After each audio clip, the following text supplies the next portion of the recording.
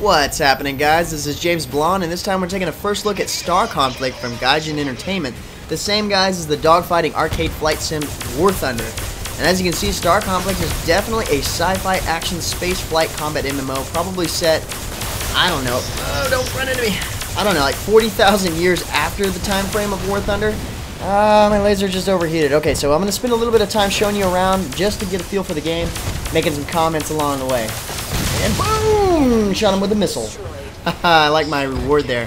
Finish him. And that's what I got for hitting that guy with a non-homing missile. So I'm going to go for their captain. I'm actually playing a game mode called Combat Reconnaissance. And in this mode, a captain for each team gets randomly selected. And the idea is to eliminate him. This guy's not guarded. Oh, crap. Nope, never mind. There's a frigate. Crap! It's a trap! It's a trap! That's no moon! Oh, yeah, you can pretty much not get away once you get run over by one of these guys. Look how big that thing is. It's like 3 times the size of my ship. There's no wonder I died to that. Okay, so now we're in purgatory here, so... So the way this particular game mode works, like I said, each team has a captain, and you obviously are trying to eliminate them. Once you do that, the team can no longer respond to destroyed teammate ships, like I'm doing right now. If our captain was eliminated, I would be done for this match. So you either want to be the guy that's protecting your captain, or you want to be the guy that's trying to kill the other team's captain. Right now, I'm working on trying to pick off the weak enemies, or thin out the defenses of the enemy team, but that's clearly not working yet. But I'm going to get back into gameplay here and... hopefully change that. You can change the view of your ship by using the scroll wheel, by the way. That's what I just did there. But I like sticking with this, just seems to work pretty good. And we're going to start off by killing this guy. He's using some sort of shield that's probably going to mess me up. There are shields in the game that will explode. Kind of like that guy did with my missile. Like I said, not a homing missile. Let's see here. This guy is using a shield. Ah, and he cloaked. So much stuff going on right now. So much to explain. Yes, you can cloak. This particular ship that I'm using right now, I cannot cloak with. My ability is something else. I can actually shoot like a pulsed laser beam energy deal that basically is an EMP cannon, and it renders them useless for a second. And I'm sure that will happen to me because it seems to be a common used ability on the ships. The other ships, like my other ship, and you'll see this later on, I have the ability to cloak with that ship, and it's very handy for getting away and things like that. So now that the enemy captain has been eliminated, we're just trying to thin out the rest of these scragglers, and this guy's not doing too good because we got my entire team on his ass. And yeah, buddy, he's gone. I assisted in that, thank you very much. The controls in the game are actually pretty smooth. You're going to use WASD to move around. Your mouse is going to kind of point you around. I'm using shift to boost a little bit. You'll notice that I use that quite a bit. That consumes energy, but I also have some... Ah, man, I got hit with an EMP pulse. Told you somebody's going to use that on me. Crap. Yeah, I've got quite a bit of energy on my ship, and so that's not a problem using my boosters all the time. This ship is called a Swift. This is not one of the ships you start off with, but I'll explain all that in a little while when I show you the Hangar. Oh, man, trying to clean up these guys here. I'm switching targets right and left. At least I'm locked onto this guy. And somebody is locked on me. There's somebody... Whoa, this is getting really close to this asteroid. You can hit stuff. And I'm very surprised that I didn't hit anything just then. I'm gonna hit something now. Okay. It hurts you a little bit, but good things. If your shield's up, you're alright. Just really slows you down. And I hit him with another missile. I'm on this one. Not today. And it looks like we just have one guy left to kill. And he's hiding behind this asteroid, this rock here, which is wise. This is a big guy. This is a frigate. It's no moon. It's like the difference between the Death Star and a Millennium Falcon. I'm an interceptor, and I'm a lot faster. He's slow, and he's still doing some pretty good damage, but as long as I'm not in front of him, he can't really do a whole lot if I can get away. Put this asteroid in front of us, in between him and I, and I'm going to get past him, hopefully be able to turn around, use my boosters to slow down like this, and shoot him in the soft parts. I don't have any rockets, so I'm just going to have to kill him with my lasers, but that worked. That's how you do it right there, and that's the match right there. Look at all the medals that I got from it. Cool. So now, since we won the match, we actually have this really cool part of the game that I really enjoy. It's almost like an MMORPG thing, but we get to search for loot. You go in here and you click on these little points and you scan, and then you pick up loot just like that. And you can find some pretty cool stuff. I mean, you can get some new weapons, you can get some upgrades, you can get some modules, some passives, things that automatically sell and go for credits. But either way, it's a really cool feature, and I really like this part of the game. So let's see here. I've got 4 kills, 3 assists, and a decent amount of points. Definitely earned some medals, though. There's definitely going to be some more medals in my trophy case. So now we'll head back to the hangar, and I'll be able to show you a little bit more about the ships and the various features of the games. Then we'll get back into some more gameplay. Alright, so this is the hangar, and this ship here is the upgraded version of the original ship that you start out with in this particular faction. This is the Lynx Mark II. The other ship I have is the Swift Mark III. This is the ship that I just used in the last gameplay, which is now all back in working condition because I have replenish ammo and repair on auto. And I've been playing long enough to receive rank 4 of the Federation, which is the faction that I chose, and I've won quite a bit of matches so far.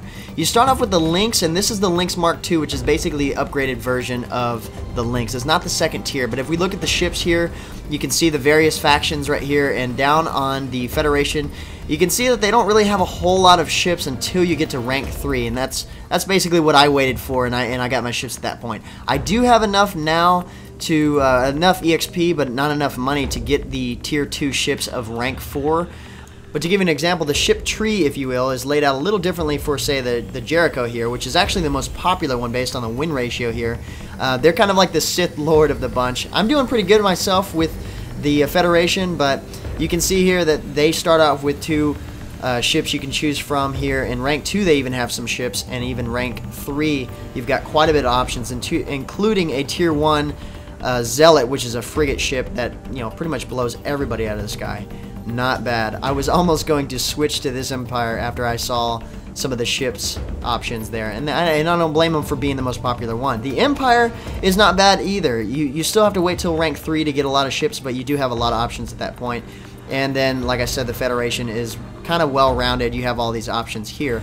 So next up we have the game's skill system, in which you use XP to upgrade some of the features on your ship, like energy, electronics, and engineering. And basically these are like skill attributes you can add towards your ship.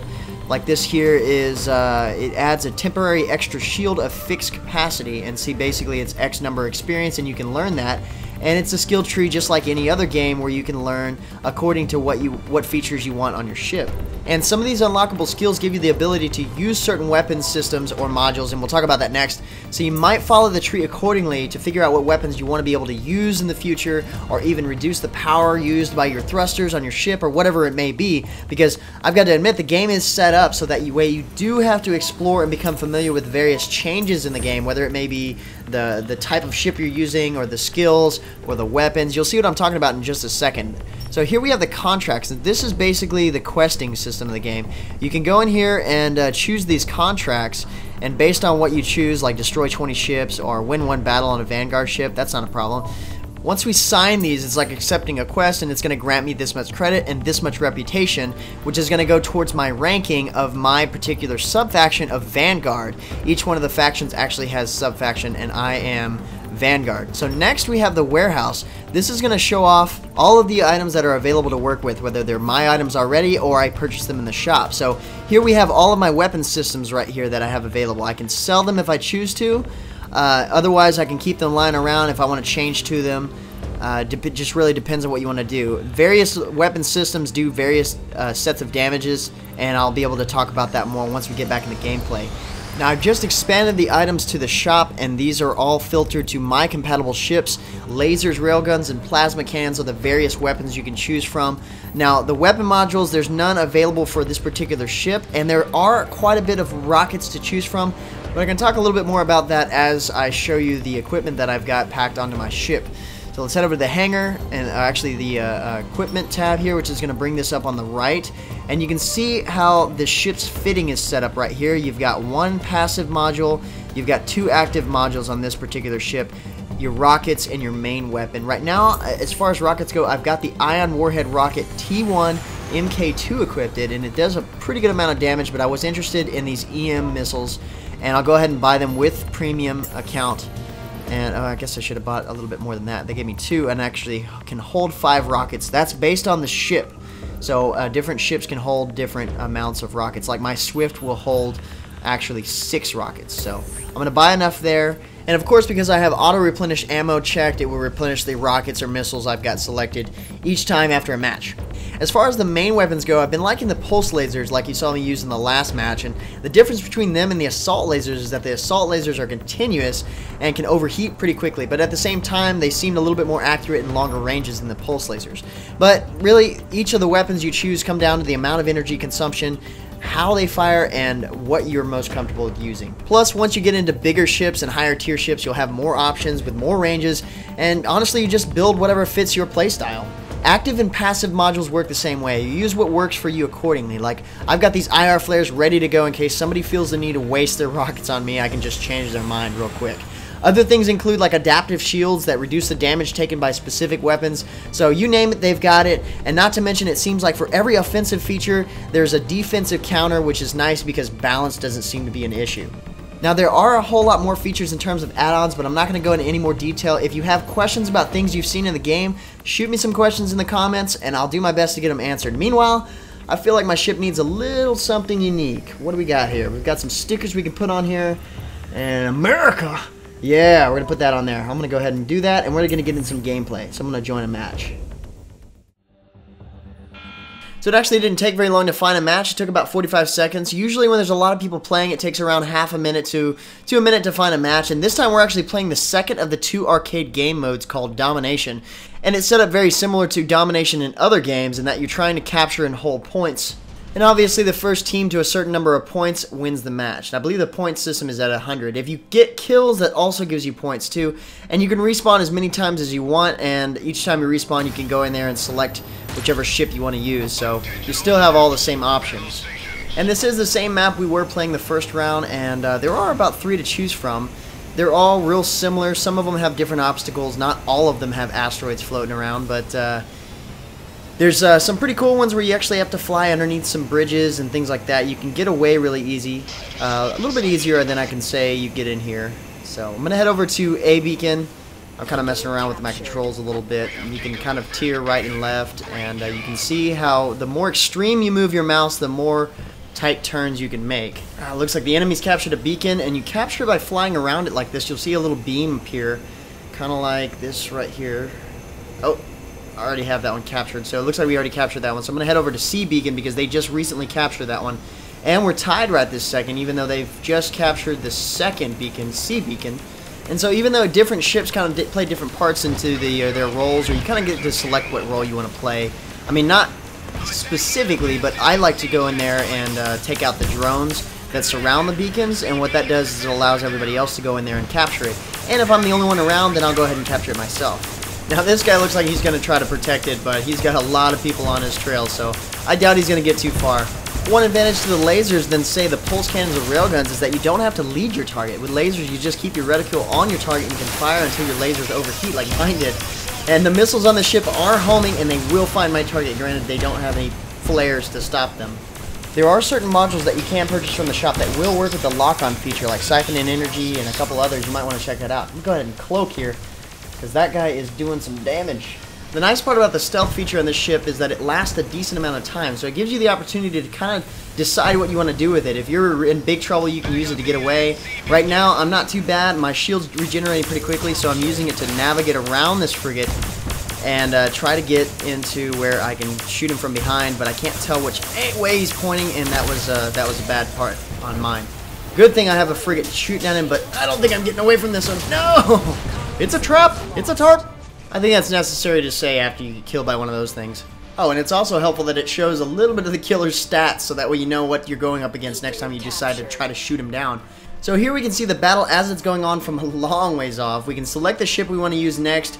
So the score is actually still pretty close, even though we have 2 beacons, or kind of fighting over 2 beacons. You can see everybody's individual score here, and you get various points based on what you do, whether it's going to kill or an assist or a capture. Oh man, we just lost B beacon, so that's exactly what I'm going to do as soon as we get in the game here. I'm going to head kind of towards C and B beacon and thin out some of the enemies in that area.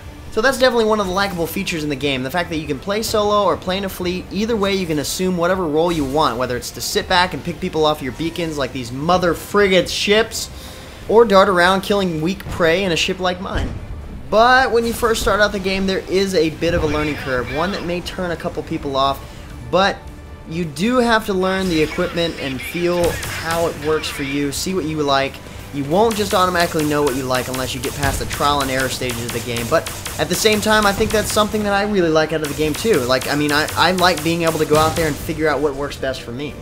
And what works best for me right now is taking out each one of these drones so I can start capturing this beacon. Just like that. It looks like I'm about to get a capture. And this is going to notify all the surrounding enemies that I am here, so I'm probably going to be blasted out of the sky. I definitely need some reinforcements here. And there it is. I'm now having to prepare to die. I don't really even know what's going on. I can't use my targeting system. It's something that he has, a module or something that's what that uses. As long as he's targeted on me, I can't target anything else. That's okay, because I don't really want to waste any missiles on this guy, because I just want to shoot him down with my lasers and stop running into my beacon. He's not doing a whole lot of damage, which is thankful. I'm just sitting back waiting for some assistance. It would be nice if I wasn't the only person on my team right now. I guess everybody else is preoccupied with another beacon. Oh no! Must be some sort of tractor beam. And death. That was lovely. There's nothing better than a new way to die. So apparently, everybody needs the weapon that causes their enemy to stop dead in their tracks in the middle of space so that they're free game with anybody with missiles or uber lasers. Now, this is kind of weird. From here, it looks like there's only 2 enemies on the map. We have all these blue dots flying around. We have 2 little red dots up there. So, okay. Oh, there they are. There they are. They're coming on the radar. Maybe they were cloaked. Who knows? Yep, they're coming back. They're flying around to our sea beacon. That's what it was. They were waiting for all the... Oh, nice. They were waiting for our guys to move away from sea beacon, so that way we get targeted there. So that's exactly where I'm headed. So one other monstrosity that... So far, we haven't, I don't want to speak too soon, we haven't seen this in this video, but a lot of the frigate ships can shoot space nukes that are player guided, which to be honest with you is absolutely badass. If you're not on the receiving end of them, that is. But yeah, you can choose when to detonate them, and they blow up in a huge AoE, and the nice thing is that your system tells you when one is approaching. However, a lot of times you can't really get out of the way. So when you hear, warning, incoming missiles, just fly around frantically and maybe get behind a rock or something, because if not, you're probably gonna die. Just like that drone did.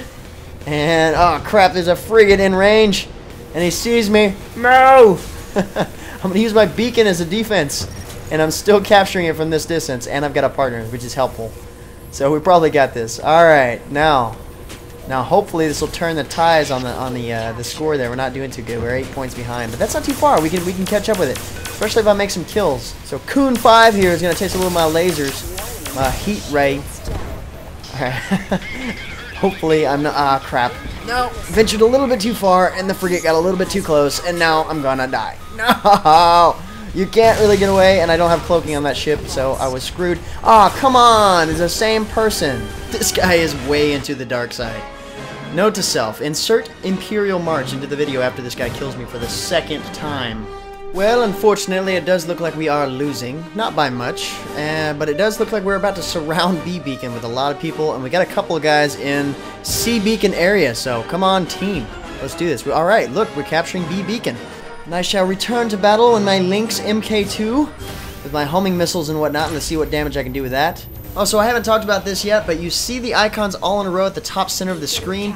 Those are the external effects influencing the ship at the moment. The only problem is I can't tell you what those particular ones actually mean. I suppose it's just something that you get used to seeing, and if they are red, they're negative, according to the tutorial. But then again, they have also updated their user interface, so now we have no idea. The ones I had happen to be blue, so those are positive influences on me, so everything seems to be going my way. Or actually, in some cases, it may make you feel worse about dying knowing that you had almost passive help and still got shot down. The far right icon, however, is a reputation bonus. This one shows when I'm using ships from my sector of my faction. And it is now time to put the hurt on Coon 5. You are my next target. My lasers are so much stronger on this ship. And I've got homing rockets, which I'm going to finish him off with because he's just about low. And this one should connect to with him. Yep, he's done. What the hell is up with my ship now? It's got like streamers coming off of it. It looks nice, but it's probably not good. I can't target anybody. That was good timing. At least I killed that guy with a missile right before then. Alright, so I'm going to head over to Sea Beacon since I'm invisible. So sometimes you're flying and you end up sideways, but that's okay because there's not really a need for an up and down. I'm going to take care of these drones and some of these enemies that are flying around here. Mazda driver? I'm going to take care of this guy. I wish he never drove a Mazda. Oh, man, his shield got me. Oh, come on. Really? How long is this going to last? Oh, I still got him. I still killed him. I don't think his warranty is going to cover that. Oh, perfect. See, this is what I was looking for. I go for the guys that are getting bombarded by everybody's gunfire, and then I just trail them like this, and I end up shooting a rocket at them or something like this, or lasers work too. And then I get the kill that way. I'm guarding my beacon this way. That's how you do it. Looks like we actually have all the beacons right now, and we are absolutely dominating. Not only did we catch up, but now it looks like we're actually going to win this. So I'm going to sneak around here and try to take care of that frigate that everybody's shooting at. I'm going to guide my way around this rock. Oh, well, I guess I don't really need to anymore, so that's okay. I mean, we only have a couple points left before we win. We're actually doing pretty good. It looks like the only one that's under pressure is C Beacon, but not really. There's no way they can catch up, and I think we just won it. Yeah, we did. There it is. That's some weird-looking laser coming out of that ship. Speaking of which, for new players who are trying to figure out what to use weapon-wise, watch the kill info in the left corner. You know, figure out what killed you, and then you'll be like, yeah, that's probably a good one to try. Or sometimes you get really lucky and you find good loot in this area, like, wow, that armor booster is kind of cool. If anything, you can sell it. Alright, overcharged heavy railguns T2. See, I don't even have that one. That's pretty cool. It saves you a lot of money, or you find parts, like I said, that will get you a lot of money. A couple of wins like this, and you can buy yourself a new ship. But now that the match is over with, it's probably a good spot to end the video. Overall, I've got to say I enjoyed and may continue to still enjoy this game. Some people might not like the fact that you have to figure out what's good to use, and before you get into your like second or third ship, you may not actually get the hang of things. Honestly, that's why I started the video a little later after I played a bit. And there really isn't a whole lot telling you what certain things are, so you do have to do a little bit of figuring out stuff. Not to mention there are crazy amounts of ship systems and customizable modules that you have to get into, so it can take some time to research and discover all of them, but at least for the most part everything is balanced. Plus, this is the type of game where the devs can actually add all kinds of cool new content like maps or ships or game modes, so everything will be changing often. Kinda like World of Tanks, but hopefully for the good.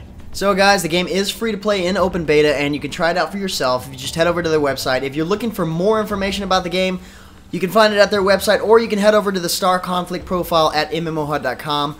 Oh, and be sure to stick around in a day or so. I believe Bakerman Brad is bringing you guys a first look at Gaijin's other game, War Thunder. But until next time, that's going to be it for me. I'm James Blonde. See you out there, gamers.